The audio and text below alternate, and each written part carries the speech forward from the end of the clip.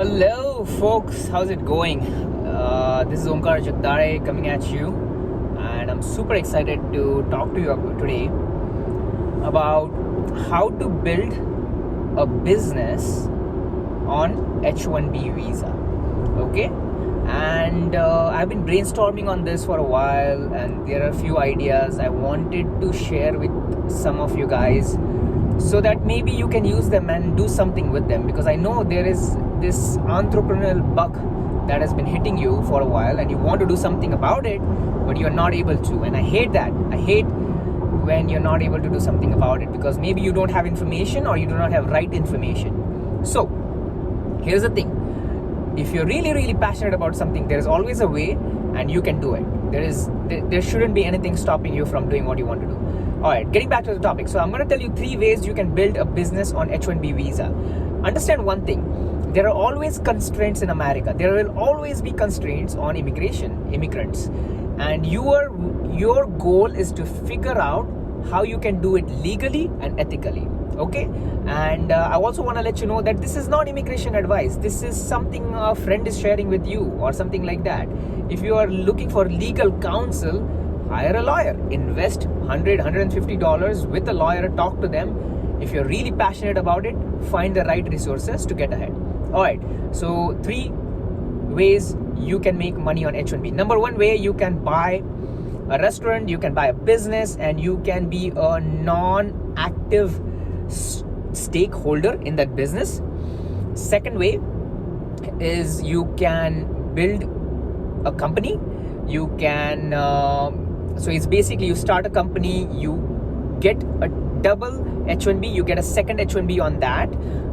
So that is basically you can sponsor your own H1B on that company, and I'll get into details of how to do that. So that it can be basically a concurrent H1B.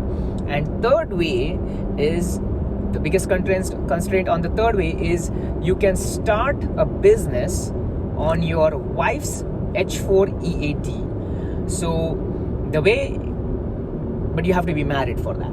Okay, so those are the 3 ways. So let's jump into the first way. You can, let's say you are on H1B and you own a restaurant. You invested $100,000 into a restaurant. You have a partner who owns that restaurant and he's managing it. He's doing all of that. He may be a US employee. He may be a US citizen. He might have a green card and stuff like that. So it's his business and your business. Maybe you have 50-50 partnership or whatever that is, or you're just an investor in that business. You can own that business, so you can be an investor. Here's the thing, what you cannot do on that: you cannot be at the restaurant serving customers, you cannot be at the restaurant managing the restaurant, because it has to be passive. You cannot be an actively working into that business. So there are other businesses like that, like a lot of people do real estate businesses where they buy properties and hire a management property to do that. I'm sure you know about Airbnb, Turo, and all those things. I don't want to get into the details because you know it. If you don't know it, then look into other people who have shared that details. There are a lot of YouTubers who have shared that. I'm focusing on the mindset here. Alright, number 2 way, and this is where things become, not everybody explains this really well, and that's what I want to make sure that I explain it to you really well. Alright, imagine you already have a job. Let's say you are a computer science major, you have 40 hours of work, you have a job. Now you are like, okay, I have time in the evening and weekends, I'm free and I want to start a company. Let's say you start this company with a friend who is a green card holder. They have to be an American citizen or a green card holder. I'm not sure into that. Talk to a lawyer. So, but here is what you can do.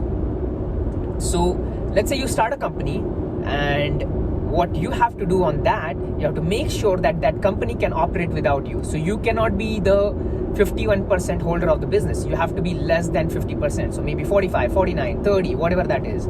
But you have to prove that they can operate that business without you. They can fire you and the business still can continue to grow. That is what you have to prove. So let's say you have a couple of partners and you're one of the partners and you're building that business. Maybe get your family member or somebody involved in that. So that is very critical for that. Second, with that is now you can file a concurrent H1B where you can actually, your company, let's say Joe LLC, can apply for your H1B if it follows all the H1B laws. You are into this business which is like, you're into this business which you can sponsor, because it is falls under this H1B categories which can be sponsored. So it has to be technically involved. It can't be just random business you start. So make sure you have those things taken care of as well. So what you can do, you can file a concurrent H1B. Now you have to be paid just like you get paid at your job. So you have to run payroll and all those things with this H1B. But the advantage is you can work on that. So now you can work 5 hours, 10 hours, 20 hours, but whatever hours you're working, you have to get paid for it. Minimum, I think, is like 5 hours. You should be able to work on it. So you should be able to get paid for 5 hours. And it has to be with H1B limits. So that pay has to be $40, $50 an hour, whatever that H1B is for that job in that area. So you have to prove that. So basically you'll have to hire a lawyer and go through all that documentation and sponsor yourself. So that is that you can do that. But you have to have, you basically have to have a company, and that has to sponsor you. If you already have gotten your lottery on H1B, it will be easier. If not, you should be able to do this. But talk to a lawyer to understand the nitty-gritties of this. I am not the right candidate. I'm just giving information here. I'm giving you the bites. I'm just putting, there is a fire and I'm putting a little bit oil in that. That's all I'm doing, okay? All right, number 3, and this is, I would say, the best way to start a business, in my opinion, because everything else is like, you're jumping here and there and there. So let's say you're 25 to 30, 35, I don't know how old you are, but you are planning to get married or you are married. And here's a couple of things, prerequisites for you to start a business here. Number 1 is your company has already applied your I-140, or you are in the process of getting an I-140, or you have gotten your I-140. Now what you can do, you can apply for H4 visa for your wife, and once she gets H4 EAD, she can start a business. Now again, this is my knowledge, I may be wrong. You need to do your research, talk to a lawyer, read online, go to USCIS website and read what are the things she can do, she cannot do, what are the things you can do and you cannot do. Can you help her in that business? I'm not sure, but at least as a family you will own business, because hey, you're paying taxes together or whatever, you're filing together, but she can own that enterprise. You have an idea, she can run that idea for you. She can be the CEO of that business. She can be the one running that business. So this is another way you can build a business. Now, for example, let's say you have a girlfriend and you're not married, but you're like, oh, I want to build a business and stuff like that. Here is where you can make proper decisions. If you're just like, you're eventually planning to get married, no matter what, hey, you are like, she's in India or somewhere like that, hey, you can speed up the process so that you guys can succeed in life. So this is the third way, basically a spouse with an H4 EAD through your I-140 document. So these are the basic 3 ways I know of, and I've learned in last few weeks, months, about how you can build a business on H1B visa. Okay, and I'm sure there are multiple other ways you can do that.